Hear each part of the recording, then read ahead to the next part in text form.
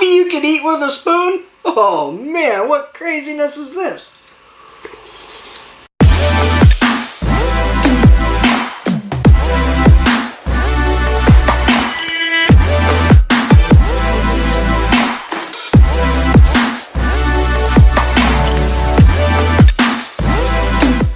Hey, what's up, Coffee Explorers? So today in this video, we're going to talk a little bit about history. Hooray! History, right? Yeah. I already know all of you guys. Oh, great. I came here to learn about how to make some weird coffee. And you're going to tell me about history? Well, yeah, it's kind of relevant to the topic of the video.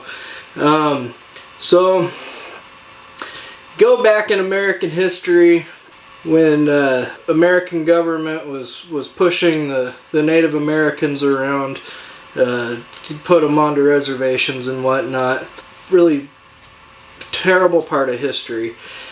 Well, there's this thing that was called the Long Walk. It was where the tribes from Arizona, New Mexico, Texas, and were all forced to walk all the way from their homelands to Oklahoma. It was a really, really horrible thing. I would say that out of horrible things, sometimes there can be a silver lining. No matter how small the silver lining is, it's still a silver lining, right? It definitely doesn't outshine what had happened or anything like that.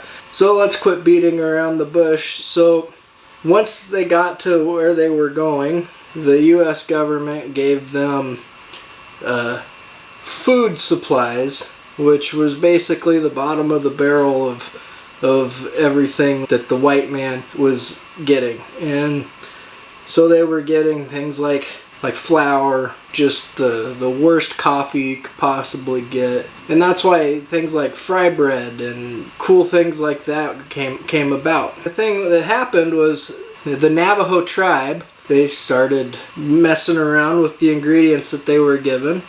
And they ended up coming up with this really, really interesting and tasty coffee treat. I'm going to teach you how to make it right now. Stay tuned to learn how to make Navajo coffee. Hey, sorry about the lighting, everybody. My kitchen isn't really set up for it, but I'm getting ready to make this really, really awesome Native American coffee treat that I just found out about. I've never tried it before. Let's get to it and make some Navajo coffee. Alright, so the first thing I want to let you know is you want to use a wooden spatula or something that's safe for high heat. This spatula is safe up to 450 degrees Fahrenheit. We're going to turn the stove on to about a medium heat, so just a little over medium. We'll go about a 6. And I am going to use a heaping cup of bluebird flour.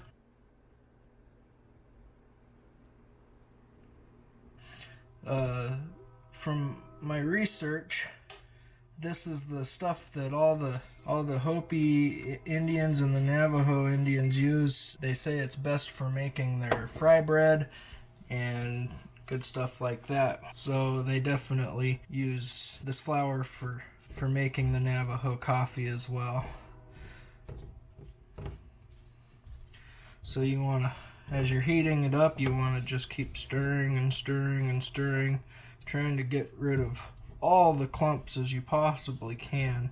So essentially what we're doing is we're trying to brown the flour, give it a nice golden brown appearance to it.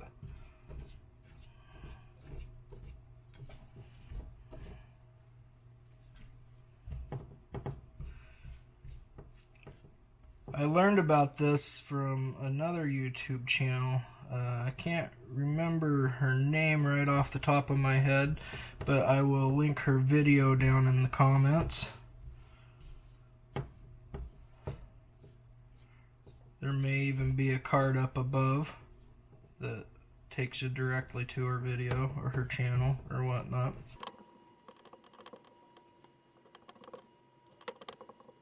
Definitely want to keep the flour moving and stirring because you don't want it to burn. You just want it to get a nice pretty golden brown. So you gotta just keep going. It's gonna take about 10 minutes from what I understand. It's a lot of stirring.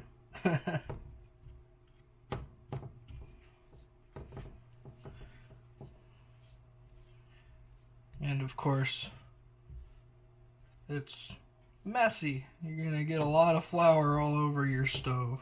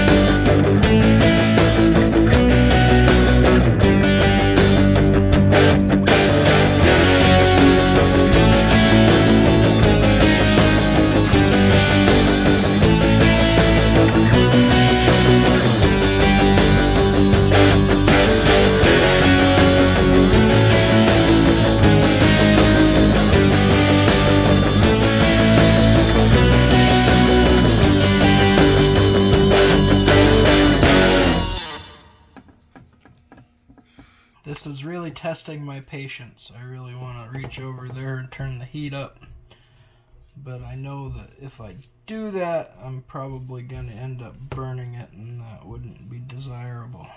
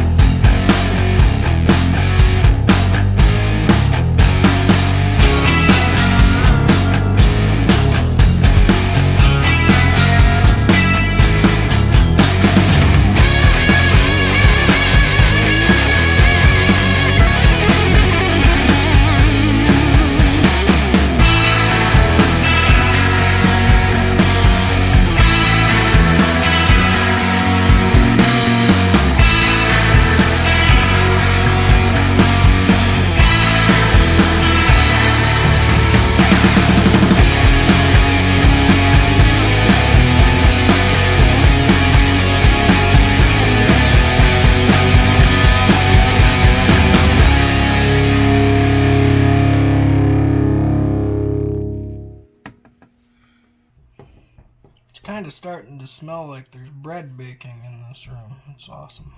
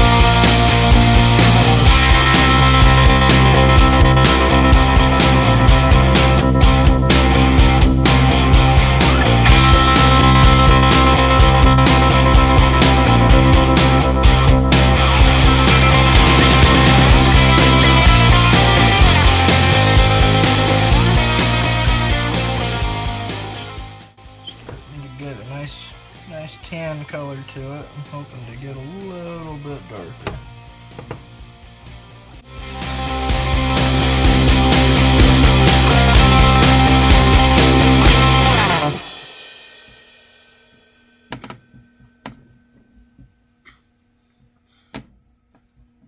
Okay, I'm going to reach over and turn the heat off. Keep stirring.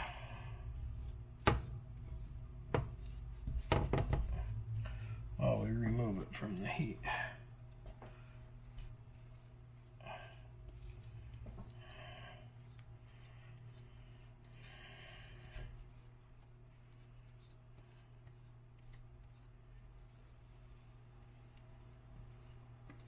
Woo-wee.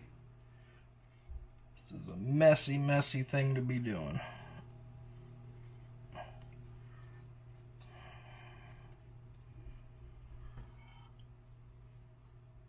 And I think we're done.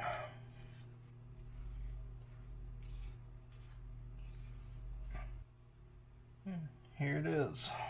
Okay, now that we've browned the bluebird flower, it's time to make the base for the drink, the coffee, of course.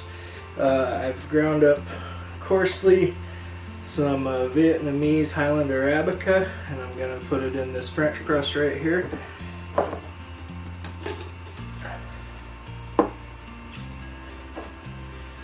There's about an ounce of Vietnamese Highland Arabica here that I just ground up fairly coarsely. Put it in there. Okay.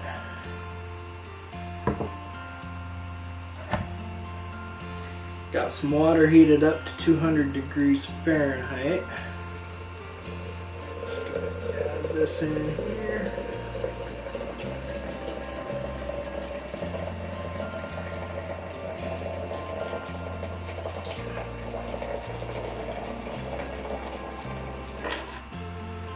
I'm going to stir it up and agitate it nice and good, and let it sit. I'll put this on top so it keeps its heat.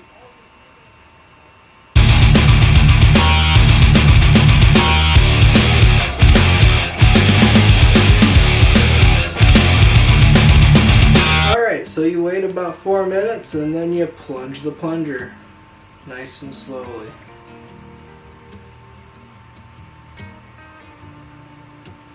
So you get to the bottom, and that should filter all the grounds out of the coffee. And then you add the coffee to the cup.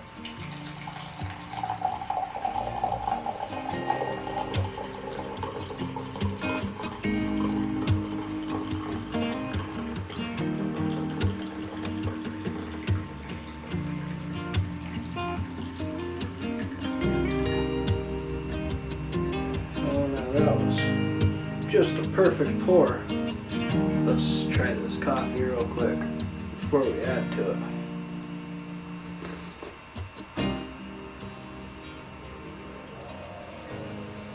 Oh yeah, Vietnamese Arabica is some of the best coffee. If you get a chance, definitely get some.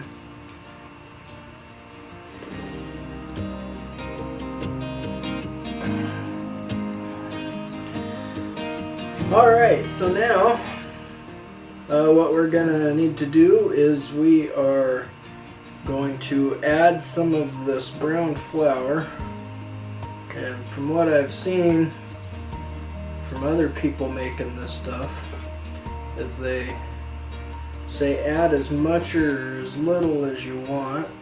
So let's start out with just a couple,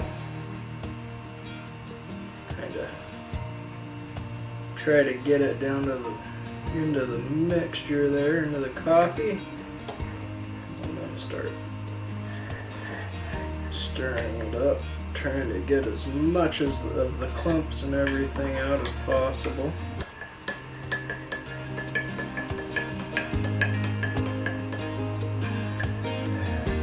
At this point it just kind of looks like coffee with a little bit of creamer in it.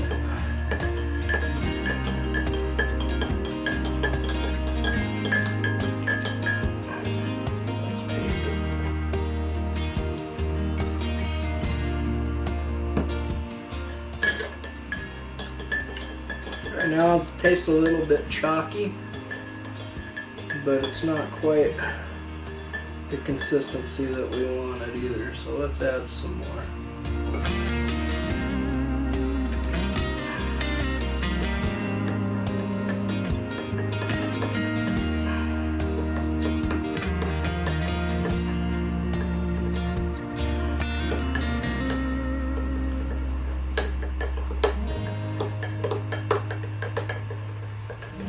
I've also heard that you can use a corn masa flour to make this. Getting kind of silky in here. Still not quite to where we want it.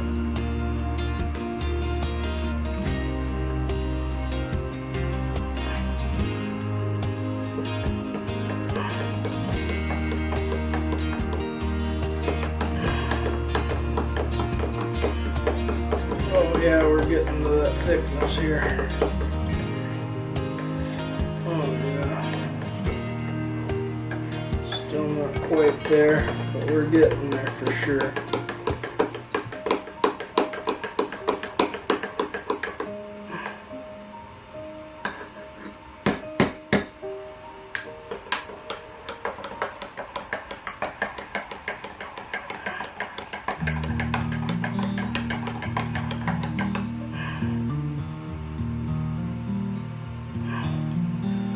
Do one more spoonful here. That should do it.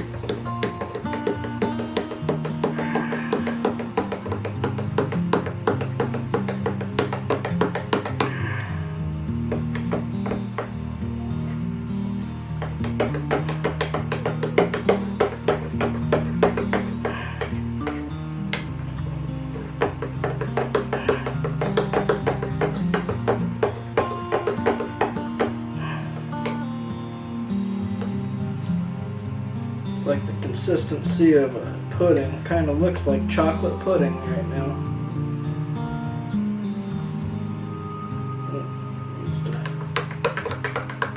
Mix that in. And now let's add some sugar.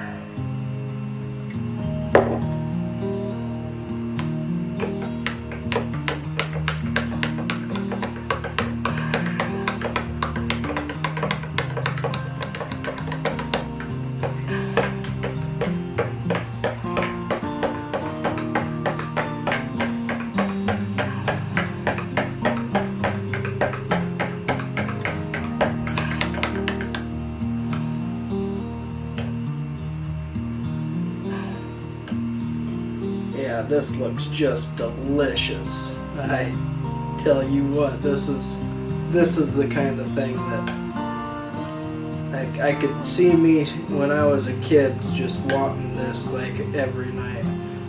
Take a little spoonful and see what it tastes like.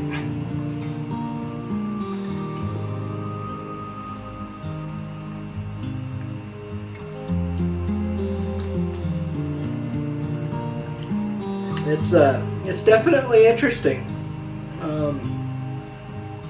Almost tastes kind of like a cream of wheat.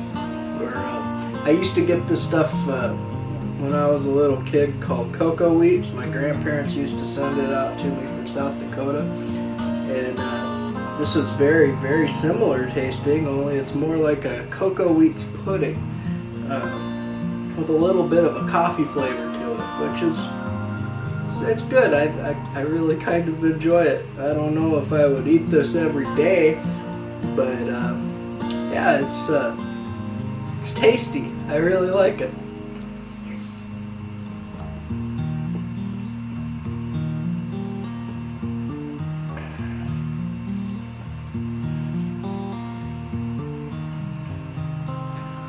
Well, there you have it. Navajo Coffee. Something really interesting. I definitely suggest that you try it at least once. That bluebird flour, it's pretty expensive though. I picked it up off of Amazon. I'll leave a link down in the description, but It was about $18 for 5 pounds of the flour, and it comes in a nice cloth bag, and just like it used to back in the good old days. So yeah, I hope you get a chance to go and make this Navajo coffee, and let me know in the comments if it's something that you're interested in or you'd like to try it, or if you think it's just a disgusting idea or anything. I'd like to know about it. But other than that, please like, subscribe, share, comment below. Help me get the word for my channel out, and soon we're going to be going to Vietnam, and we're going to be having a great time and making some amazing videos. It's going to include coffee and food and travel destinations, and it is going to be all kinds of fun, and the channel's just going to be a whole lot better from there on, more interesting. Hope you enjoyed this video. I hope you enjoy the next videos. Be sure to subscribe, hit the bell so you're notified when I post these videos, and as always, sip exquisitely.